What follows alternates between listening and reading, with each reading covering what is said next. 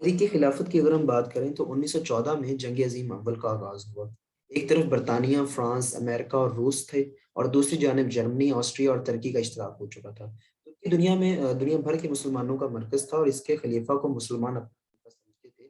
ترکی ان دنوں تھوڑا زوال پذیر تھا، اور یہ ظاہر تھا کہ اس کو شکست ہو جائے گی، اور شکست کے بعد جو ہے اس کے ٹکڑے ٹکڑے کر دیے جائیں گے، ٹھیک ہے، اور اس کا اقتدار اعلیٰ جو ہے وہ ختم کر دیا جائے گا۔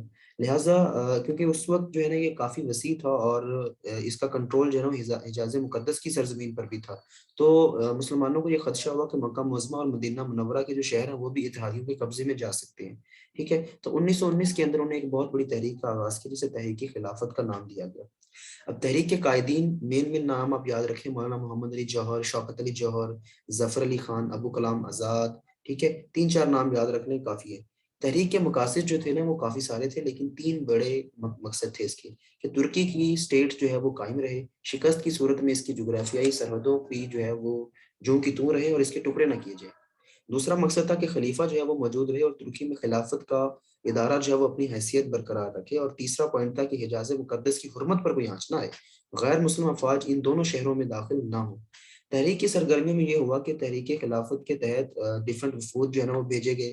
ان وفود نے یورپی ممالک، خصوصاً برطانیہ میں جو ہے بر صغیر کی جو مسلم رائے عامہ ہے اس سے حکومت کو آگاہ کیا۔ ڈاکٹروں اور نرسوں کے گروپ ترک مجاہدوں کی مرہم پٹی کے لیے بھیجے گئے، ادویات بھیجی گئیں، ترک حکومت کو رقوم بھیجی گئیں، اور مسلم عوام نے کثیر دولت، کرنسی، سونے اور چاندی کی صورت میں جمع کر کے ترکی کی مالی امداد کے لیے روانہ کیے۔ اب برصغیر کے چھوٹے بڑے شہروں اور قصبوں میں بڑے بڑے جلوس نکالے گئے، جلسے منظم کیے گئے، ہڑتالیں کی گئیں، مسلم عوام نے بڑی تعداد میں گرفتاریاں پیش کیں، تحریک کے لیڈروں تک کو جو ہے وہ جیلوں میں بند کر دیا گیا، لیکن تحریک کی ابتاب میں کوئی فرق نہ آ سکا۔ تحریک خلافت میں مولانا محمد علی جوہر اور مولانا محمد علی شوکت کی اماں کا بڑا رول تھا، اور یہ لائن آپ ضرور لکھیں: کہتی ہے اماں محمد علی کی، جان بیٹا اپنی خلافت پہ دے دو۔ یہ بہت مشہور تھا ان دنوں۔ ادھر مسلم صحافت نے بھی بڑا زوردار کردار ادا کیا۔ مولانا ظفر علی خان نے زمیندار اخبار، مولانا آزاد جو تھے الہلال، اور مولانا محمد علی جوہر نے کامریڈ اور ہمدرد کے اخبار کے ذریعے مسلم عوام کے ذہنوں میں طوفان پیدا کر دیا۔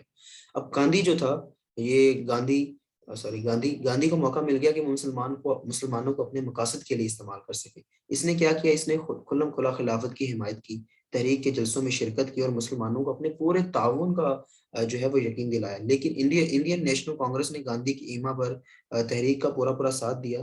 گاندھی نے جنگ عظیم اول کے دوران تحریک عدم تعاون، تحریک ترک موالات اور سول نافرمانی کی تحریک جو ہے وہ شروع کر رکھی تھی۔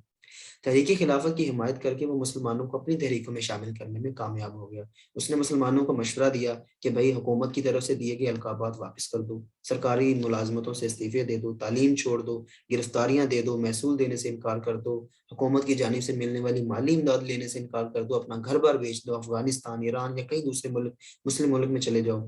اب مسلم رہنما جو تھے وہ گاندھی کی سازش کو سمجھ نہ سکے، اور اس کی باتوں میں آ کر ایسے اقدام اٹھائے کہ مسلمانوں کی معیشت، تعلیم، سماجی حالت پر بے حد برا اثر پڑا۔ لاکھوں مسلمان جو ہے وہ اپنا گھر بیچ کر افغانستان کی طرف چلے گئے، لیکن حاکم افغانستان نے انہیں افغانستان کے اندر داخل ہونے کی اجازت نہ دی۔ مجبوراً مسلمان واپس آئے، یہاں بربادی، بھوک اور بدحالی ان کی منتظر تھی۔ بے پناہ نقصان اٹھانے کے بعد مسلمانوں کی آنکھیں کھلی، اور گاندھی کا اصلی چہرہ نظر آیا۔ اب انجام کیا ہوا کہ برصغیر کے مسلمانوں نے گاندھی کا کیونکہ پورا پورا ساتھ دیا تھا، لیکن جنگ عظیم اول کے خاتمے پر جب گاندھی نے محسوس کر لیا کہ وہ حکومت کو بلیک میل کر کے اپنے مقاصد حاصل نہیں کر سکے گا، اس نے مسلم قائدین سے پوچھے بغیر اپنی تحریکوں کے خاتمے کا اعلان کر دیا۔ اب اس سے مسلمانوں کو شدید مایوسی ہوئی۔ دوسری جانب ترکی کو شکست ہوگی، ٹھیک ہے۔ جب ترکی کی شکست کے قریب جب پہنچا تو ایک جرنیل غازی مصطفیٰ کمال پاشا نے بکھری ہوئی ترکی افواج کو دوبارہ یکجا کیا، ان میں نیا حوصلہ پیدا کیا۔ مصطفیٰ کمال پاشا نے ترک خلیفہ کو اقتدار سے الگ کر کے اپنی جو ہے ملک کی سربراہی خود سنبھال لی۔